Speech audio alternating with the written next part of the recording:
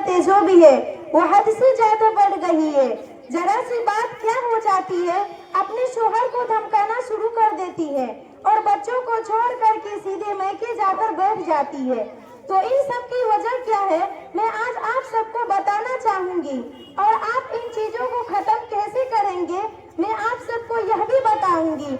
लिहाजा मेरी गुजारिश यह है कि इन बयान को पूरा जरूर सुने और सबाब की नीयत से दूसरे तक भी पहुंचाए, ताकि जो अपनी बीवियों की इन हरकतों से परेशान है और उन्हें भी समझ में आ सके अपनी बीवियों को रास्ते पर कैसे लाना है और औरतों को समझ में आ सके ये कितना बड़ा गलत काम कर रही है, गलत कदम उठा रही है और उन्हें भी समझ में आ सके और अपने घर को बसा सके।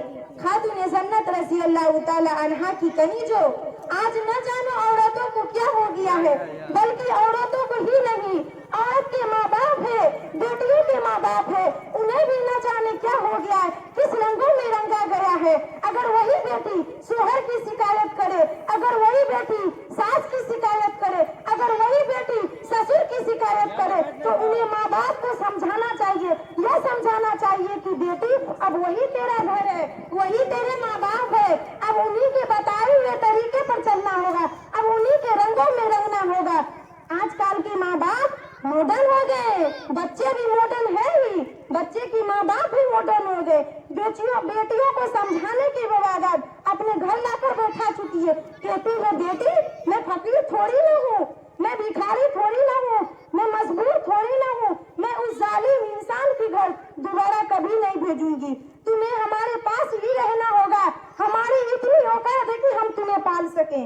माँ बाप बेटियों को समझाने के बजाय अपने घर लाकर बैठा देती है, कहती है बेटी मैं फकीर थोड़ी ना हूँ, मैं भिखारी थोड़ी ना हूँ, मैं मजबूर थोड़ी ना हूँ, मैं उस जालिम इंसान के घर दोबारा कभी नहीं भेजूंगी, तुम्हें हमारे पास ही रहना होगा, हमारी इतनी औकात है कि हम तुम्हें पाल सके। अरे नादानो, तुम्हारी मत मारी गई है, तुम्हारी अक्ल घास चलने गई है। मैं तुमसे पूछना चाहूंगी, क्या तुम अपने लाइफ इंश्योरेंस करवा चुके हो? क्या तुम्हें मरना नहीं है? या मौत एक ऐसी हकीकत चीज होती है, कभी किसी को झुठला नहीं सकते।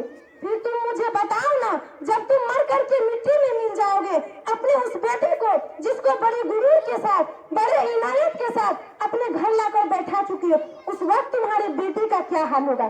क्या तुम्हारी रूह नहीं कांपेगी? क्या ये बात सोच करके तुम्हें डर नहीं लगेगा? अरे नादानो, दुनिया का तो यह हाल हो गया है, यहाँ तक कि भाई भाभी की बात आती है तो बेटी मैके का मुंह तक देखना भूल जाती है। उस वक्त तुम्हारे बेटे का क्या हाल होगा? उस वक्त तुम्हारे बेटे का क्या हाल होगा? दुनिया का तो यह हाल हो गया है, उस वक्त तुम्हारी बेटी का क्या हाल होगा? क्या तुम्हारी रूह नहीं कांपेगी? क्या तुम्हें डर नहीं लगेगा? मैं ये सब बताना चाहूंगी अपने माँ बाप को कि समझे बुझे अपने बेटियों को समझाए बुझाए। और जैसे कि भाई भाभी की बात आती है तो बेटी मैके का मुंह तक देखना भूल जाती है। यहाँ तक कि भाई खून का प्यासा हो जाता है। यहाँ तक जब दुनिया से रुखसत कर जाओगे, तुम्हारा बेटा तुम्हारी बेटी को घर से निकाल दिया जाएगा, उस वक्त तुम्हारी बेटी का क्या हाल होगा? तुम्हारी बेटी दर बदर ठोकर खाते ही मर जाएगी, न तेरी बेटी का मैका रहा न ससुराल, उस वक्त तुम्हारे बेटी का क्या हाल होगा? क्या यह बात सोच करके तुम्हें डर नहीं लगेगा?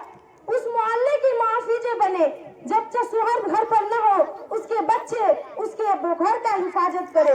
औरत वो होती है जो माँ बाप के घर से शादी का जोड़ा और शोहर के घर से कफन का जोड़ा पहन कर निकलती है। मेरे माँ बाप, हम ये नहीं सोचते हैं कि अपनी बेटी का कोई माँ बाप घर बिगाड़े। मैं ये कहना चाह रही हूँ, अपनी बेटियों को अच्छे सुलूक दे, अच्छे तरीके सिखाए, ताकि अपने सास ससुर को बड़े अच्छे से इज्जत से अपने घर को बसा सके। मेरा यही कहना है।